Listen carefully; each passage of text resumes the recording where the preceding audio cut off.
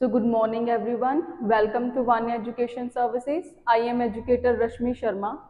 ਸੋ ਜਿਵੇਂ ਕਿ ਆਪਾਂ ਨੇ ਲਾਸਟ ਵੀਡੀਓਜ਼ ਦੇ ਵਿੱਚ ਇੱਕ ਟੌਪਿਕ ਸ਼ੁਰੂ ਕੀਤਾ ਸੀਗਾ ਨਾਉਨ ਔਰ ਉਸਦੇ ਆਪਾਂ ਦੋ ਪਾਰਟਸ ਨੇ ਜਿਹੜੇ ਉਹ ਕੰਪਲੀਟ ਕਰ ਚੁੱਕੇ ਹਾਂ।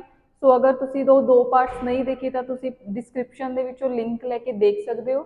ਸੋ ਅੱਜ ਦੀ ਵੀਡੀਓ ਦੇ ਵਿੱਚ ਬੇਸਿਕਲੀ ਆਪਾਂ ਨਾਉਨ ਦੇ ਬੇਸ ਤੇ ਹੀ ਜੋ ਐਕਸਰਸਾਈਜ਼ ਹੈ ਜੋ ਪ੍ਰੀਵੀਅਸ ਵੀਡੀਓਜ਼ ਦੇ ਵਿੱਚ ਆਪਾਂ ਨੇ ਰੂਲਸ ਪੜ੍ਹੇ ਸੀਗੇ ਨਾਉਨ ਤੇ उसके बेस से आप एक्सरसाइज जो सोल्व करांगे। ठीक है, सो बेसिकली जिहड़ा तुहाडा नाउन का क्वेश्चन है एग्जाम दे विच मैक्सीमम पॉसिबिलिटी है कि वह क्वेश्चन तुहाडा कलैक्टिव नाउन दे विचों ही बनेगा। सो अज आपां सारे क्वेश्चंस ने जिहड़े हरेक रूल दे वो डिस्कस करांगे। सो सब तो पहला जिहड़ा अपना क्वेश्चन है, she is carrying on her had a bunch of sticks. She is carrying on her head a bunch of sticks। तो इस क्वेश्चन दे विच बेसिकली अपनी एरर की है bunch of sticks, क्योंकि जो sticks हुंदियां ने लकड़ियां जिन्हों आपां बोलदे हां उसके ग्रुप नूं उसके कलैक्शन नूं आपां की बोलदे हां बंडल। सो इत्थे आना की चाहिए basically that is a bundle of sticks. So she is carrying on her had a bundle of sticks. ठीक है, सो कलैक्टिव नाउन का क्वेश्चन है स्टिक्स की कलैक्शन को बेसिकली आप की बोलते हैं बंडल। और बंच बेसिकली किनू बोलते हैं, बंच ऑफ ग्रेप्स। ये भी तुम याद रख सकते हो, बंच ऑफ ग्रेप्स होंगे और bundle of sticks. So our next question is a team of sailors rushed to save the passenger of the sinking boat. So अपना नेक्स्ट क्वेश्चन की है, a team of sailors rush to save the passenger of the sinking boat। ਹੁਣ basically जो sellers होंगे ने sellers के collection ਨੂੰ sellers के ग्रुप ਨੂੰ ਆਪਾਂ बोलते की हाँ क्रू मैंबर। सो बेसिकली इत्थे की आएगा क्रू ऑफ सेलर्स। और अगर आप टीम की गल करिए टीम की कलैक्शन आप की बोलते हैं players. So team of players होंगे क्रू ऑफ सेलर्स। ये भी थोड़ा कलैक्टिव नाउन का ही क्वेश्चन है। सो बेसिकली इतने क्रू ऑफ सेलर या फिर टीम ऑफ प्लेयर दोनों क्वेश्चन सही है। अगर तुहानू पेपर च क्वेश्चन आएगा बेसिकली ये 4 या 3 पार्ट्स के विच डिवाइड होंगे। ठीक है, और लास्ट पार्ट हमेशा अपन दिता कि होंगे नो एरर। सो जो तुम एग्जाम के इस क्वेश्चन सोल्व करोगे तो हमेशा तुहाडी एरर किस केस के विच आएगी ए। उत्थे अपने कोई करैक्शन लिख के नहीं आना होंगे, जस्ट अपने कोई ना कोई ऑप्शन है जो सिलैक्ट करना है। तो चाहे अगर तुम क्रू ऑफ सेलर लिख दो तो भी थोड़े ए पार्ट के करैक्शन बनेगी, अगर तुम टीम ऑफ प्लेयर्स लिख दो तो भी ए पार्ट के करैक्शन बनेगी। नैक्सट थोड़ा क्वेश्चन है, a flock of boats was sailing across the Ganga river. हुण बेसिकली बोट्स किश्तियां किश्तियां की कलैक्शन बोट्स की कलैक्शन आप बोलते की हाँ that is a fleet. So fleet of boats कह सकते हो या फिर दूजा आप कह सकते हैं फ्लोटीला। ठीक है, दोनों करैक्ट ने। जो बोट्स होंगे ने किश्तियां उन्होंने कलैक्शन आप फ्लीट भी बोल सकते हैं या सैकेंड की बोल सकते हैं flotilla. So fleet of boats flotilla of boats. और अगर आप फ्लोक की गल करिए फ्लोक किसकी कलैक्शन होंगी है, फ्लोक ऑफ शीप। जिहड़ी भेडां होंदियां ने शीप उन्होंने कलैक्शन आप की बोलते हैं फ्लोक। ठीक है, सो बेसिकली उरे तुसीं 3-4 जिहड़े कलैक्टिव नाउन पढ़ चुके हो। पहला आपां पढ़िया bunch of grapes, bundle of sticks. तुसीं नोटबुक से नोट भी कर सकते हो। Crew of sailor, team of players, fleet of boats, either you can say flotilla of boats and flock of sheep. So basically ये क्वेश्चन अपने किस noun के ऊपर बेस सीगे, that is a collective noun. So moving to the next one. So one of the most widely spread bad habit is the use of tobacco।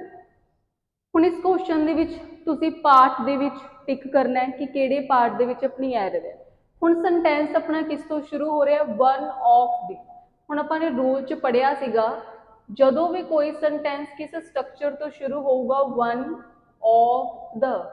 So one of the structure तो बाद जो भी आप basically noun use करांगे और noun अपने को होना किहड़ा चाहिए, that is a plural noun.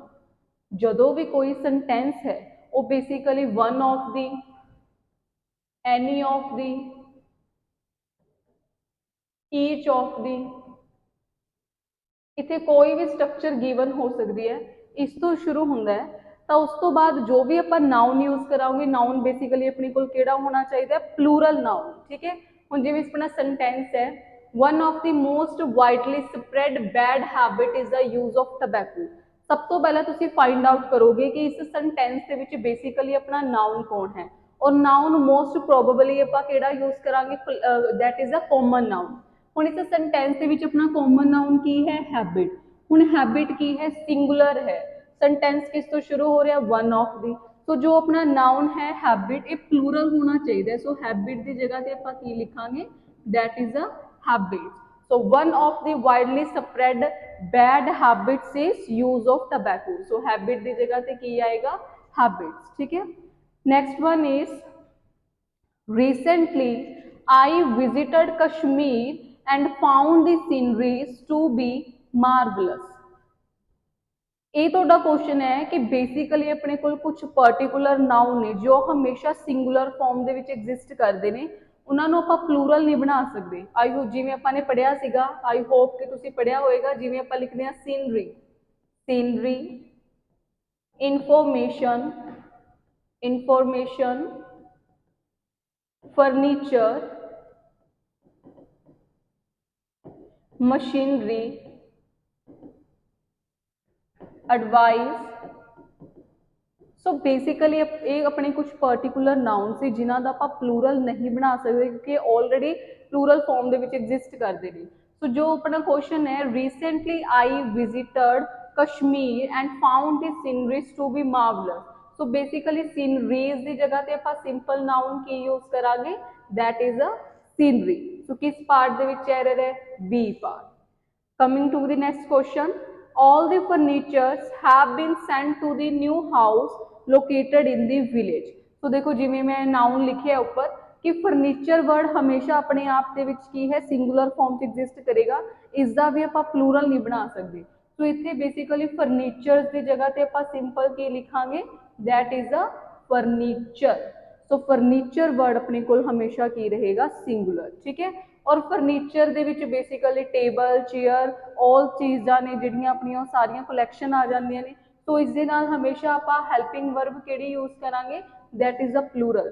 सो ये क्वेश्चन भी तुहाडा एरर दी फॉर्म च आ सकदा है कि फर्नीचर दे नाल बेसिकली अगर हैज़ लग्या होएगा, उसकी जगह ते आना की चाहिए, हैव, क्योंकि फर्नीचर जो वर्ड है नाउन है, प्लूरल नूं शो करदा है। ठीक है,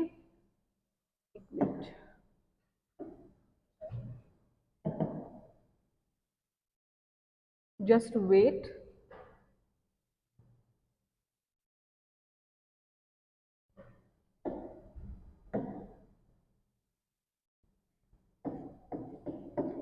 नेक्स्ट अपना क्वेश्चन है question number 7।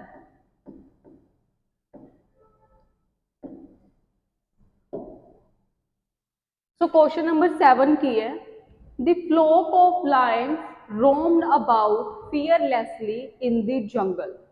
The flock of lions, हुणे आपां प्रीवियस पढ़िया सीगा कि बेसिकली फ्लॉक की हुंदा है, फ्लॉक ऑफ शीप, कि जो अपने को शीप होंदियां ने उन्हां दी कलैक्शन नूं आपां की बोलदे आ, फ्लॉक। बट जो लायंस ने, लायंस की कलैक्शन नूं आपां की बोलदे आ, दैट इज अ हर्ड। सो अपना राइट आंसर की बनना चाहिए, heard of lions roamed about fearlessly in the जंगल। ठीक है, हर्ड ऑफ लायंस और heard of cow. So basically जो लायंस ने, काउज ने, उन्होंने ग्रुप नूं आपां की बोलते हैं, हर्ड। हर्ड का बेसिक मतलब की होंदा है, झुंड। और जो फ्लोक है, फ्लोक आपां किस दे ग्रुप नूं बोलते हैं, that is a sheep. So basically अपने फर्स्ट पार्ट दे विच एरर है। सो नेक्स्ट अपना क्वेश्चन है, my brother in laws who live in Bombay have come to stay with us. हुण देखो माई ब्रदर इन लॉ, हुण बेसिकली ब्रदर इन लॉ दे विच अपना नाउन कौन है, दैट इज अ ब्रदर। तो जो वर्ड अपना नाउन है हमेशा आप प्लूरल उसी का ही बनावांगे। इन लॉ तो बेसिकली एक कंपाउंड है, तो इतने आना की चाहिए, that is a brothers in law, my brothers in law. ठीक है, ये बेसिकली आंदा है क्वेश्चन काफी। ਸੋ ਬ੍ਰਦਰ ਇਨ ਲॉज नहीं होएगा, कभी भी ਆਪਾਂ लॉज ਦਾ प्लूरल नहीं बनावांगे, प्लूरल हमेशा अपना किस दा बनना चाहिए, that is a compound noun. और इस सेंटेंस ਦੇ ਵਿੱਚ अपना कंपाउंड नाउन कौन है, brother. So brothers in law, या अगर फादर लिखा है तो fathers in law, mothers in law, sisters in law, तो बेसिकली ਆਪਾਂ किस दा नाउन किस दा प्लूरल बनावांगे, रिलेटिव दा। ठीक है, नेक्स्ट वन है the customer handed over 100 rupees note to the shopkeeper। a customer handed over 100 rupees note to the shopkeeper। ਹੁਣ बेसिकली जो अपने को इतने नाउन है ਆਪਾਂ ਨੇ ਕਿਹੜੀ numerical value यूज ਕੀਤੀ ਹੈ 100। सो 100 तो बाद ਜਿਹੜਾ ਆਪਣੇ ਕੋਲ नाउन होएगा वो बेसिकली ਕਿਹੜਾ होना चाहिए, सिंगुलर। सो इतने पर रुपीज नहीं यूज करांगे, सिंपल ਆਪਾਂ ਕੀ ਬੋਲਾਂਗੇ, 100 रुपी और 100 रुपी, 200 रुपी। तो बेसिकली इस दे नाल अपना नाउन की आना चाहिए, that is a singular verb.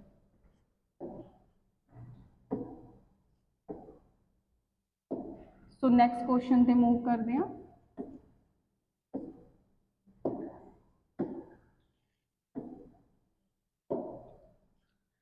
The article is not available. Next question number 10. The article is not available in any of the shop in the market। तो अगेन जिवें आपां ने पढ़िया सीगा कि जदों भी कोई सेंटेंस किस स्ट्रक्चर तो शुरू होगा, one of the, any of the, each of the, none of the. तो इस तो बाद बेसिकली अपने को जो नाउन होना चाहिए वो नाउन अपने को केड़ा होगा, plural verb. So any of तो बाद आपां केड़ा नाउन यूज करांगे, प्लूरल। सो शॉप की जगह ते बेसिकली अपने को आएगा कि that is a shop. So any of the shops in the market. Next question is I saw a few children playing on sand. I saw a few children playing on sand. इस तो पहला देखो एक अपने को word है sand. Sand का basically मतलब की होंगे रेता। अगर आप सैंड्स लिख दिया, सैंड्स किस वर्ड ਨੂੰ रिप्रजेंट करता है, सैंड्स रिप्रजेंट करूगा ग्राउंड ਨੂੰ, ठीक है, फील्ड ਨੂੰ। नैक्सट वर्ड है अपने को वाटर। वाटर का मतलब सिंपल की होंगे पानी, वाटर मतलब पानी। अगर आप लिखते हैं वाटर्स तो वाटर्स किस चीज़ ਨੂੰ रिप्रजेंट करता है, ओशन, मतलब कि वाटर बॉडीज ਨੂੰ रिप्रजेंट करेगा वाटर्स। नैक्सट अपने को वर्ड है वुड। वुड बेसिकली की है, एक मटीरियल है, दैट इज अ लकड़। अगर आप वुड्स लिखते हैं, वुड्स किस वर्ड ਨੂੰ रिप्रजेंट करेगा, फॉरेस्ट, विच मीनस जंगल। ठीक है, उस तो बाद अपने को नैक्सट वर्ड है गुड। गुड बेसिकली चंगा, ठीक है, एडजेक्टिव है।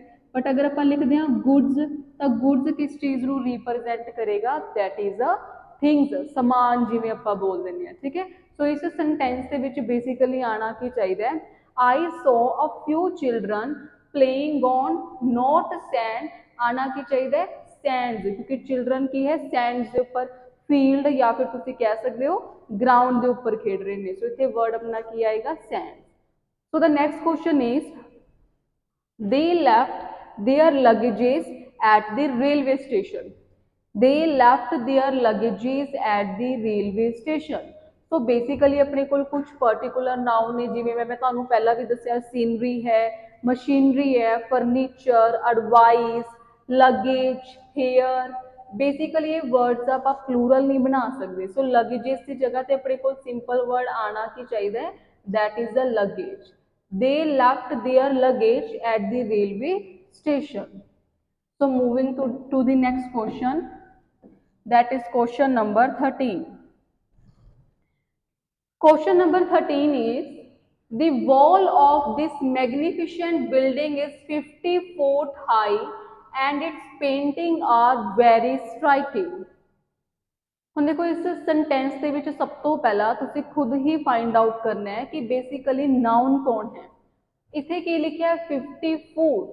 ਹੁਣ देखो फुट तो बेसिकली आप 1 फुट बोल देंगे हैं, ठीक है। जो आप 2 बोलांगे नंबर है जी इनक्रीज हो रहे हैं, तो फुट इस जगह पर बेसिकली आप बोलांगे कि दैट इज अ फीट। तो इतने अपने को किस नाउन की एरर है, फीट की एरर है। आना की चाहिए 50 feet high and its painting are very striking. ठीक है, आई होप समझ आया होगा कि फूट की जगह ते आपां की यूज करांगे फीट, क्योंकि अपने को न्यूमेरिकल वैल्यू की है मोर देन 1 है which is a 50। Next one is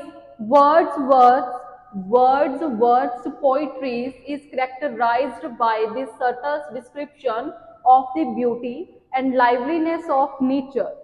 तो जो अपने को वर्ड है पोइट्रीज, तो पोइट्री भी हमेशा अपने को सिंगुलर फॉर्म ਦੇ ਵਿੱਚ एग्जिस्ट करेगा, तो सिंपल इसको ਆਪਾਂ ਕੀ ਲਿਖਾਂਗੇ poetry. Either we are reading about a 1 और 2, ठीक है, मोर देन 2 वर्ड हमेशा अपने को ਕੀ ਰਹਿੰਦਾ पोइट्री, कभी भी पोइट्रीज नहीं होएगा। So moving to the next question, one of the problem with you is that you don't come on time। ਹੁਣ ਆਪਾਂ ਕਾਫੀ ਵਾਰ ਇਹ ਰੂਲ ਡਿਸਕਸ ਕਰ ਚੁੱਕੇ ਆ ਕਿ ਅਗਰ वन ऑफ ਤੋਂ ਬਾਅਦ ਕੋਈ ਸਟਰਕਚਰ ਸ਼ੁਰੂ ਹੋਊਗੀ ਤਾਂ ਬੇਸਿਕਲੀ ਜੋ ਆਪਣਾ ਨਾउन ਹੈ ਉਹ ਨਾउन ਕਿਵੇਂ ਦਾ ਹੋਣਾ ਚਾਹੀਦਾ, ਪਲੂਰਲ वन। ਸੋ ਇੱਥੇ ਆਪਾਂ ਪ੍ਰੋਬਲਮ ਦੀ ਜਗ੍ਹਾ ਤੇ ਨਾउन ਕੀ ਲਿਖਾਂਗੇ, that is one of the problems। ਸੋ ਇੱਥੇ ਆਪਣੇ ਕੋਲ ਨਾउन ਆਣਾ ਕੀ ਚਾਹੀਦਾ, plural ਨਾउन। The next question is, the shepherd took the cattle of the field। The shepherd took the cattle to the field। ਹੁਣ cattle basically ਕੀ ਹੈ, cattle word ਆਪਣੇ ਆਪ ਦੇ ਵਿੱਚ ਇੱਕ plural word ਹੈ। ਇੱਥੇ ਕੀ ਲਿਖਿਆ cow, ਜਦੋਂ cow ਦਾ group ਬਣੇਗਾ, group of cow ਨੂੰ ਆਪਾਂ ਕੀ ਬੋਲਦੇ ਆ, cattle। ਸੋ ਜੋ word ਹੈ cattle, ਇਹ ਆਪਣੇ ਆਪ ਦੇ ਵਿੱਚ ਕਿਹੜਾ noun ਹੈ, plural noun ਹੈ। मतलब कि अपने आप ਦੇ ਵਿੱਚ किस चीज़ ਨੂੰ शो कर रहा है, कलैक्शन, प्लूरैलिटी ਨੂੰ शो कर रहा है। तो कैटल का कभी भी ਆਪਾਂ कैटल्स नहीं बना सकते, सिंपल वर्ड की रहेगा, दैट इज अ कैटल। ठीक है, ਹੁਣ कैटल वर्ड अगर प्लूरल नाउन है ਤਾਂ ਇਸ ਦੇ ਨਾਲ ਆਪਾਂ वर्ब भी ਕਿਹੜੀ यूज करांगे, प्लूरल वन। ਇਹ ਪਟਵਾਰੀ ਦੇ ਪੇਪਰ 'ਚ ਕੁਐਸਚਨ ਆਇਆ ਸੀ, ਤੁਸੀਂ ਯਾਦ ਰੱਖ ਸਕਦੇ ਹੋ ਕਿ कैटल वर्ड ਦੇ ਨਾਲ ਹਮੇਸ਼ਾ ਆਪਾਂ वर्ब भी ਕਿਹੜੀ यूज करांगे, प्लूरल, बिकॉज कैटल ਕਿਹੜਾ नाउन है, plural one. So the next one is, the flock of sheep blocked the road। ਹੁਣ देखो यही अपना कलैक्टिव नाउन का क्वेश्चन भी है और कुछ एवें दे नाउन का क्वेश्चन है जो सिंगुलर और प्लूरल फॉर्म च सेम रहते हैं। सब तो पहले अपने को कुछ पर्टिकुलर वर्ड है जिमें कि डियर, शीप, वेजिस। तो बेसिकली तुसी 3 वर्ड्स याद रखने हैं, चाहे अपने को नाउन सिंगुलर है और प्लूरल, ये वर्ड हमेशा इसी फॉर्म दे विच ही एग्जिस्ट करेंगे। मतलब की है ना तो आप डियर तो डियर्स बना सकते, ये रोंग होएगा। शीप ही रहेगा, कभी भी की नहीं बनेगा, शीप्स नहीं बनेगा। ठीक है, तो इस क्वेश्चन दे विच अपनी एरर की है, बेसिकली इतने शीप्स की जगह ते आना की चाहिए, शीप, और शीप के ग्रुप को बेसिकली आप बोलते कि हाँ that is a flock. Next one is, my brother has read pages after pages of the Bhagavad Gita. My brother has read pages after pages of the Bhagavad Gita. So जो भी आप बेसिकली दो नाउन को किसी प्रैपोजिशन के नाल कनैक्ट करते हैं तो दोनों नाउन अपने को सिंगुलर फॉर्म होने चाहिए ने। तो ये तुसी याद रखना है, दो अपने को क्वेश्चन आते हैं, एक तो आता है पेज आफ्टर पेज, एक तुम एग्जाम्पल याद रख सकते हो वर्ड फॉर वर्ड। कभी भी वर्ड्स फॉर वर्ड्स नहीं होगा, सिंपल अपने को नाउन की है वर्ड फॉर वर्ड, और second one is page after page. Next question is, the Indian team defeated the Australian by inning. Indian team defeated the Australian by inning. So जो अपने को वर्ड है inning, inning हमेशा plural form दे विच exist करेगा। So इत्थे word आना की चाहिए, that is the innings. So inning की जगह ते की आना चाहिए, इनिंग्स। ठीक है, नेक्स्ट है, इट टुक अस 1.5 आवर। ये रूल अपने पढ़िया सी कि जो भी अपने को सब तो पहला कोई भी न्यूमेरिकल वैल्यू है, 1 है, 2 है, 3 है, कोई भी अपने को न्यूमेरिकल वैल्यू गिवन है, उस तो बाद अगर आप एंड दे नाल कनैक्ट करके फ्रैक्शन दे विच शो कर रहे हैं 1.5, तो अपना बेसिकली इस सेंटेंस दे विच जो नाउन होएगा वो नाउन अपने को किहड़ा होना चाहिए, प्लूरल वन। जो भी आप किसी सेंटेंस दे विच कोई भी न्यूमेरिकल वैल्यू ले रहे हैं 1 2 3 4, उस तो बाद अपने को कंजंक्शन एंड है, आफ्टर दैट आप फ्रैक्शन शो कर रहे हैं, तो बेसिकली जो अपना नाउन होएगा वो किहड़ा होना चाहिए, प्लूरल। जिवें इस सेंटेंस लिखे, it took us 1.5 hour. So half hour नहीं आएगा इतने, बेसिकली आना की चाहिए 1.5 आवर्स, ठीक है। चाहे इतने 1 लिखे है, 2 लिखे है, 3 लिखे है, ਜਦੋਂ भी कोई न्यूमेरिकल वैल्यू फ्रैक्शन ਦੇ ਵਿੱਚ ਆਪਾਂ ਸ਼ੋ ਕਰਦੇ ਹਾਂ ਤਾਂ ਜਿਹੜਾ ਆਪਣਾ ਨਾउन ਹੋਣਾ ਚਾਹੀਦਾ ਹੈ ਉਹ ਹਮੇਸ਼ਾ ਕਿਹੜਾ ਹੋਊਗਾ, that is a plural one। So this is all about today's class. I hope कि तुहानू समझ आया होएगा। अगर तुसी प्रीवियस वीडियोज नहीं देखी so you can watch from the description link. So अगर तुहाडी कोई भी इंक्वायरी है you can contact on this number. So अगर तुहानू इसकी PDF चाहिए so you can also join a Telegram channel. So till then thank you so much.